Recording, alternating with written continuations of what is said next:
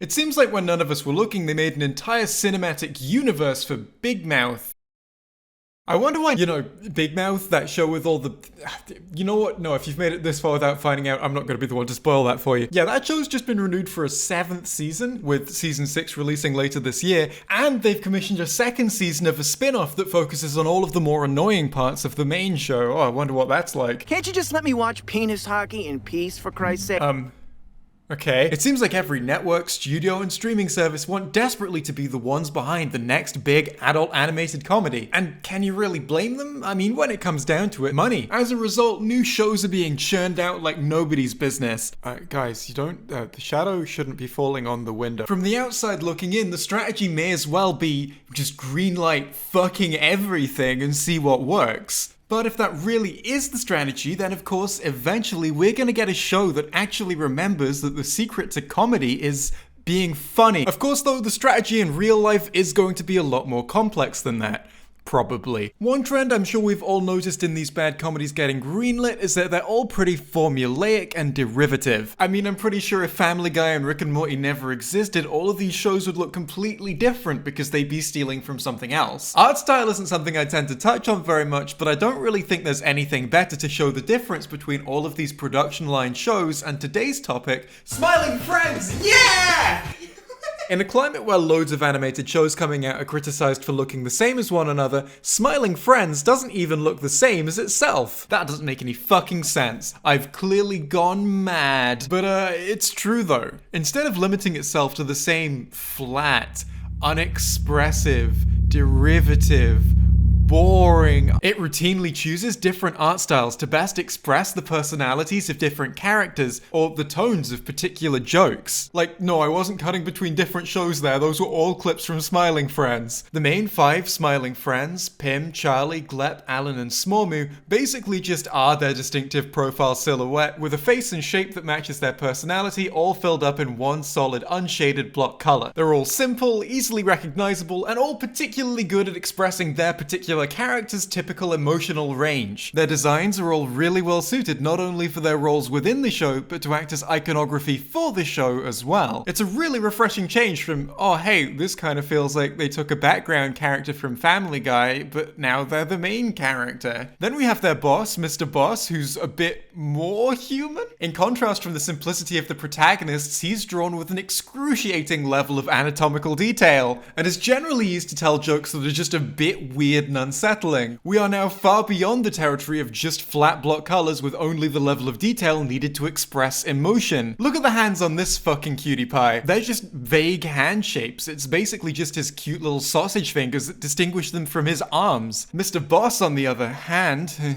has fully drawn fingernails, intensely detailed wrinkles, and even little hairs on there during close-ups. His art style wasn't simply selected to be cohesive with the rest of the show, instead attention was given to what his role in the show actually is. All of this care and attention has gone into designing a character who seems nice, but you probably wouldn't want to touch, really. That's just the first departure in art style, and there really is no departure too big. The Forest Demon from the Halloween episode and Satan, the Dark Lord of Hell, are both animated in beautiful stop-go animation, which has used to great effect to make both of them scarier and much more imposing than they would be if they were animated the same way the Smiling Friends were. This is used to great effect for both characters. Everything they do with both of them is enhanced by the fact that they're animated in this style. With the Forest Demon, for example, it allows them to, first and foremost, play him absolutely straight for genuine horror. Which, like, yeah, you're not going to be able to do that with him for these scenes if he looks like this. At least, not as effectively. But we're absolutely not done with the benefits of this art style yet, because of course the next thing they do with him is play him for comedy by juxtaposing his previously horrific nature with more mundane scenes. No, you don't understand. I'm literally a forest demon from across the bridge. A juxtaposition that's enhanced by his still striking visual appearance. Then the final joke they tell with him involves him getting brutally torn apart and all of his flesh getting eaten, which is made more tactile and visceral with this art style, thereby increasing the impact of this happening. happening. In this episode, there are 3 things they do with this character, all of which are enhanced by the art style they choose to portray him with. Most animated shows, even uninspired production line ones, will try to design their characters appropriately, but this approach facilitates a whole new level of creativity. There are occasions where the way a character is animated is the joke on its own, and while it may not be laugh out loud funny by itself, it's still going to contribute to the overall comedic atmosphere of the episode. I personally really enjoy how all of Mr. Frog's movements are lightning fast, and this woman's fucking walking animation. Oh, but there must be some just generic uninspired characters in here somewhere, right? I mean, okay, there's this guy, he looks super fucking generic and would absolutely fit into the background of Paradise PD. Or the foreground. But you know, he's just a minor side character from one episode, and I guess they can't all be winners, right? What's this guy's role in the show again? Oh! He's the pushy media industry higher-up who stifles the creativity of people around him to try and play things safe. I wonder why, of all the characters in the entire show, he might be the only one animated in the most generic possible style. Choosing different art styles for different characters isn't something that would work for a lot of shows. Take Archer, for example, one of my favorite animated comedies that I would love to make a full video going over the rise and fall of one day. Just put that on the fucking list. The comedy in Archer is derived from snappy back and forths between well-established characters. Len! Yeah, you know where he is? Yes, I'm just screaming his name down the hall to celebrate that fact. Is that some kind of joke? Is that? It's cold in here. It's all about witty exchanges based on the situations that characters find themselves in. Not only that, a great deal of it is based on the regard that certain characters have for those situations. Archer, wait, it's me! I know! It depends on those situations being tangible and understandable so that the characters can more convincingly play off of them, and for that goal, it needs to be animated cohesively. Smiling Friends, on the other hand, is absurdist. The characters may have consistent drives, traits, and motivations, but the world they inhabit is incoherent. Its style of comedy lends itself to this approach. We're viewing an absurd world through the lens of our 2 understandable main characters. So right, who the fuck are they then? Our protagonists are called Pim and Charlie, and they're 2 members of the Smiling Friends, a charity organization that exists with the purpose of putting smiles on the faces of people who are down in the dumps. Pim as a character is basically the embodiment of everything I imagine the Smiling Friends would want to represent. He's enthusiastic, empathetic, and seemingly incapable of pessimism. He seems to be really motivated to do the right thing just because it's the right thing to do, gosh darn it. He seems like the kind of guy who really believes in the Smiling Friends cause.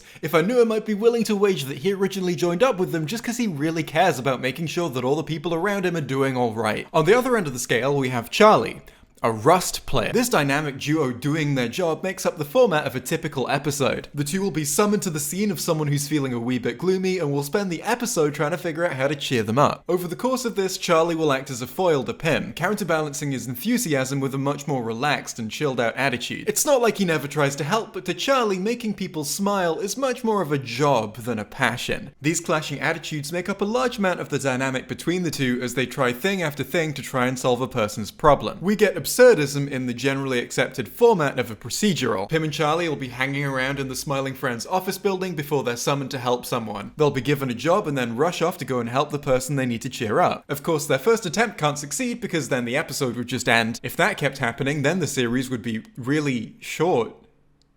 After 3 or 4 failed attempts, they'll generally end up lucking out and solving the problem in a stupid way that you wouldn't have expected, resolving the episode in a comedic fashion designed to take you by surprise. This formula, while being a formula, still allows for ample creativity. The goal of making someone smile is clear and specific enough to easily denote when the story has been resolved, but the means to that goal can be basically anything. The obvious example is someone who needs to be shown the joys of life by being taken to lots of different wonderful places. That's the pilot episode. But then beyond that, we have things like Pim and Charlie need to save the career of a celebrity who's been cancelled for trying to eat a journalist.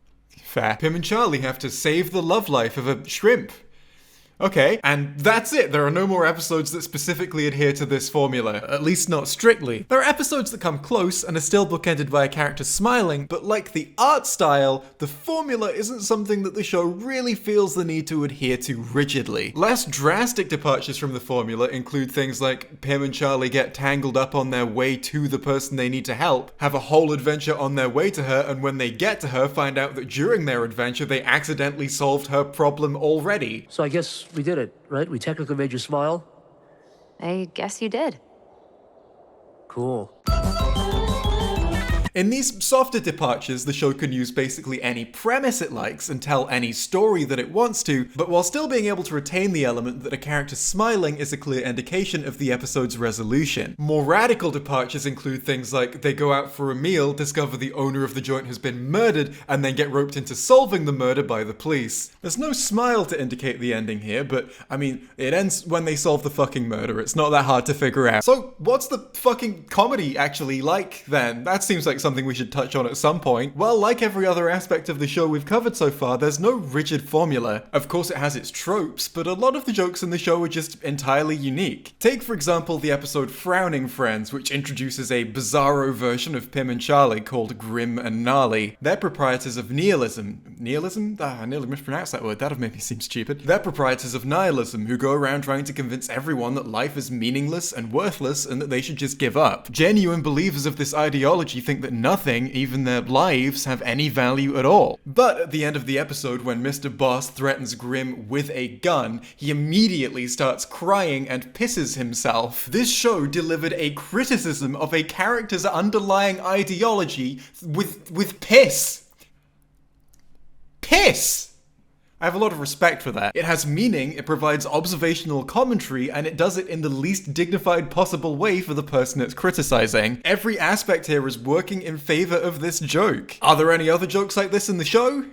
No, not really. There are plenty of well-delivered jokes and plenty of observational jokes. It's not formulaic, though. Of course, there are some patterns that are clear in some of the jokes, just like there are some patterns that are clear in some of the formulas of some of the episodes. Ultimately, though, this isn't a show that just falls back on its own tropes. It's always keeping things incredibly fresh. It has tropes and patterns within its writing, but just enough to maintain cohesion. You want things to feel fresh, but at the same time, you don't want every episode to feel like you're watching a totally different show. To that end, Smiling Friends strikes a perfect balance. So what are some of the more common patterns within the comedy? Well, one thing the show loves to do a lot is provide very real conversations between Pim and Charlie. You can just feel me working my way up towards the Renaissance Man joke, can't you? But it contrasts these realistic conversations with the absurd world that the characters are in. They're talking about stuff that's totally bizarre and out there, but they're talking about it like real people talk about real things. I am sure that all of us have experienced a conversation like this at some point in our lives. Pim, can we watch something else? It's about to get really good. It's about to get really good. Trust me. But what are they watching? I don't fucking know, man. This shit. That's never hidden from the audience, by the way, like I just did by cropping the frame there. In fact, this shot is the first shot in the scene. That's the first thing that's established, is that this is what they're watching. They're talking about it like real fucking people for some reason, though. After that, Charlie gets distracted from by Alan, who understandably is voicing concerns about his cheese. My precious piece of cheese has gone missing. I mean, I don't know. I haven't seen your piece of cheese. And Pim gets disappointed because Charlie just missed what is, as far as he's concerned, the best bit. You missed it. What? The character did a spin. It was like a cool spin. It was the whole reason I was showing it to you. But yeah, it was just kind of cool. Now, I didn't personally find that conversation hugely hilarious or anything, but comedies are rarely focused on having you in absolute hysterics within the first 10 seconds of the first episode. The comedic stylings aren't absent either, though. Here we don't have one individual line or moment that's supposed to be the punchline to the joke. Instead, we have a more general atmosphere that's built up and up with every line. A juxtaposition between the absurdity of what's happening and how realistically the characters are reacting to it. Beyond establishing tone, we're also establishing character, as everyone in the scene has their attitudes on full display here. Pim, for one, is clearly disappointed that Charlie missed the cool spin. It's the whole reason I was showing it to you, but yeah. But this clearly isn't the kind of thing that he feels comfortable being pushy or assertive about. It was just kind of cool.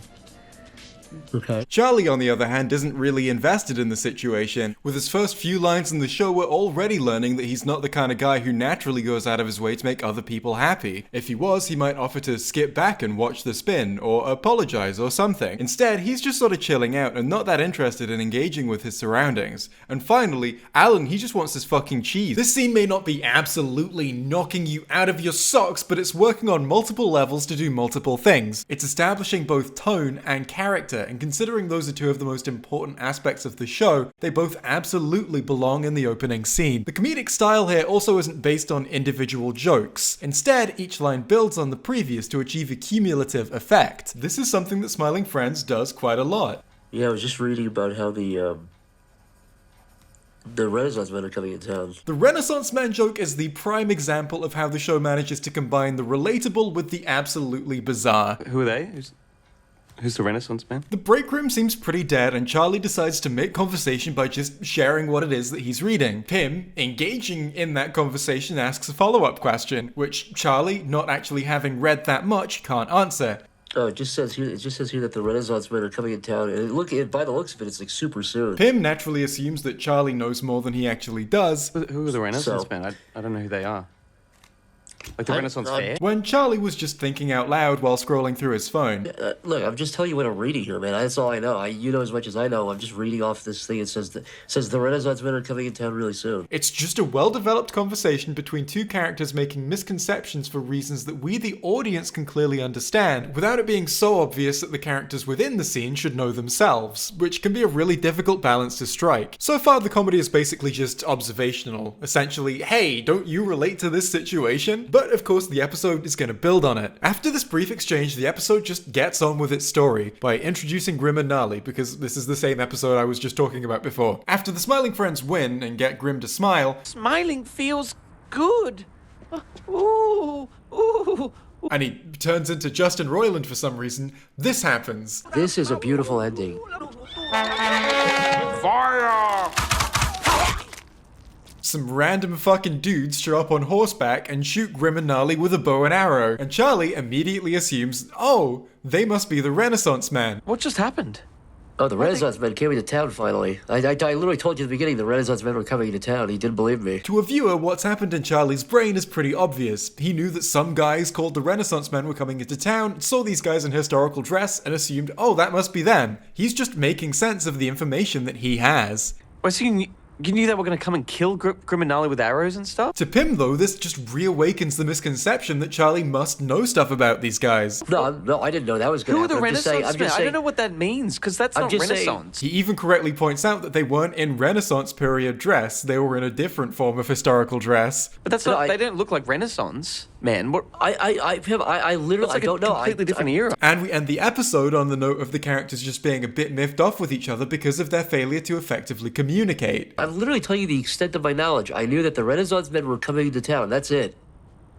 Okay. Everything about this scene is fucking ridiculous and stupid, and yet you can relate to it fundamentally. It perfectly captures the tone and feeling of two people who care about each other just having a failure of communication. The guys who actually show up at the end, not even being from the Renaissance period, is a masterstroke as well. They're sort of conceptually adjacent to something you might call the Renaissance man, in a way that I think most people will naturally assume they're the Renaissance man until someone points out they're not even from the fucking Renaissance. You're relating to the characters because you're having similar thoughts about the events you've seen. It being ridiculous nonsense events contributes to it because we, the audience, are seeing the characters try to make sense of something. We're watching this from a meta perspective, knowing that there is no sense to be made of these events at all. Are these guys actually the Renaissance men that Charlie was talking about, or are they entirely unrelated? Well, there's no answer to that. We can speculate if we want to, but deep down we know that there is no actual answer because these are just random events that happened for the sake of the joke. The characters aren't in on it though, and that's what makes it funny. It's also a bit more than just completely random nonsense. It's a clear play on Chekhov's gun, the writing principle by which you introduce something early in your story because it's going to impact the story later on. Charlie even breaks the fourth wall a little bit to provide this commentary. I literally told you at the beginning the Renaissance men were coming into town. He didn't believe me. I'm pretty sure you noticed, but just in case you didn't, he's referring to the beginning of the episode there, just to be clear. The thing about the Renaissance men though is that they don't actually impact the story at all. The story has been resolved by the time that they arrive, but the event isn't totally random, at least not from a meta perspective. Instead, it resembles a trope, but with all of the functionality that that trope serves sucked out. It also has a pretty clear progression from beginning to end, where it builds up and up as it goes. This is something that Smiling Friends is really good at. A while back, I criticized a show called Hoops for being shit at being funny. One of the ways it was shit at being funny was the way it incorporated running gags. In episode 6, Hoops introduces a character called the Dawa. He's very, very flexible, and they make the obvious joke immediately.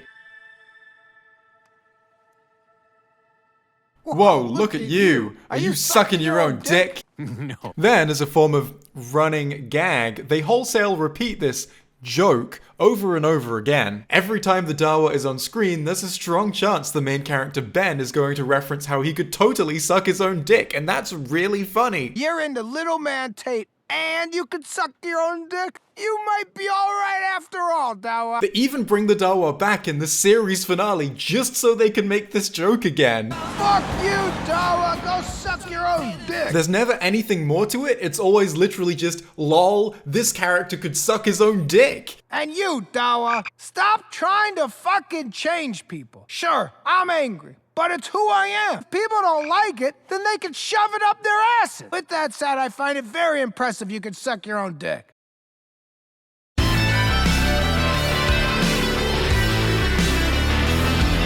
Smiling Friends has a very different approach to bringing back gags. In episode 8, Charlie fucking dies. We then follow him having an adventure in hell because Smiling Friends is just that kind of show. There is your hell mattress. There is your hell toilet. Yeah, I'll be real, I don't really want to shit in that. I could probably stomach pissing in it though. As soon as Charlie arrives in hell, he's given a grand tour of his room, which ends with an introduction to Jeremy. This is Jeremy, your only form of hellish entertainment.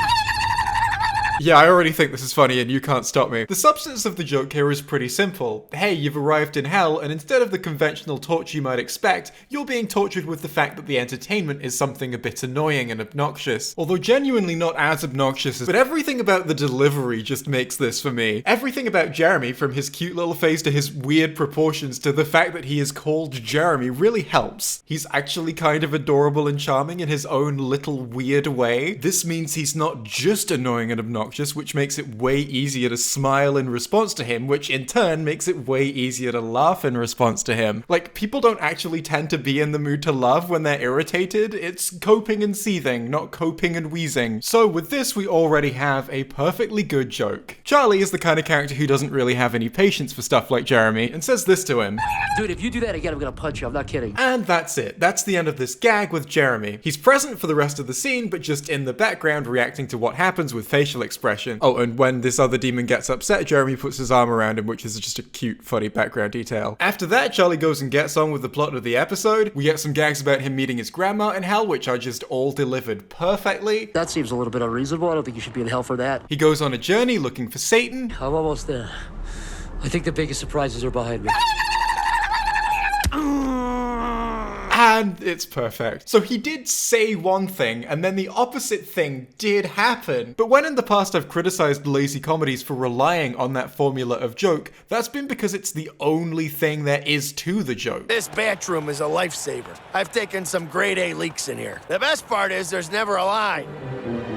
God damn it! The punchline is clearly telegraphed by the setup, and you have long enough to think about it before it arrives. You know exactly what's coming, and it's a joke based on subverting your expectations. It's not a winning formula. That is, unless you count getting greenlit by Netflix a win, but if I got a letter of acceptance from them, I'd put it on the shelf with all of my other participation awards. This joke is a far cry from anything like that. First and foremost, it doesn't telegraph the specifics of the punchline. A lot of audience members will probably suspect that a gag is going to follow that line, but there's no indication of specifically what that gag will be. Jeremy had already been used to tell a perfectly good one and done joke, and it would be totally normal for him to never show up again. The audience has no reason to assume he's gonna come back. On top of that, Charlie has barely finished delivering his line when Jeremy shows up. If Charlie had said that he thought the biggest surprises were behind him and then paused, I think more audience members would have realized that something that's supposed to surprise them was probably about to happen. This specific gag works best by not giving the audience time to think. And finally, once the punchline has been delivered, oh, they're not done actually.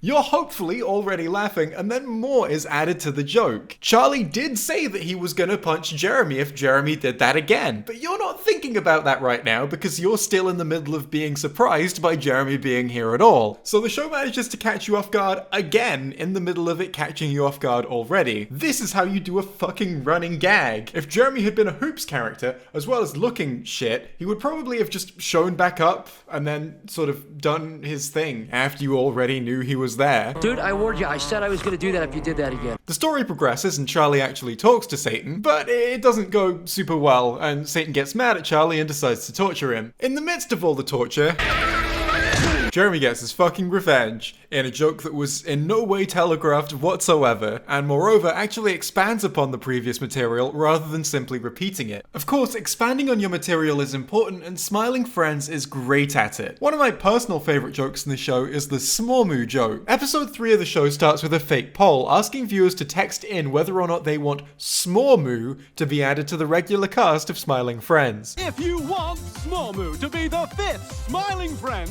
text Smormoo to 555-0100. Then we get well, you know, the whole episode, the events of which leave Pim feeling a little bit upset. And paying off that setup that was the poll at the beginning of the episode, Smormoo shows up to turn that frown upside down. I could cheer you up. As the same announcer as before happily announces that Smormoo won the vote and is now the official 5th member of the Smiling Friends. You voted and we listened. This cannot be undone.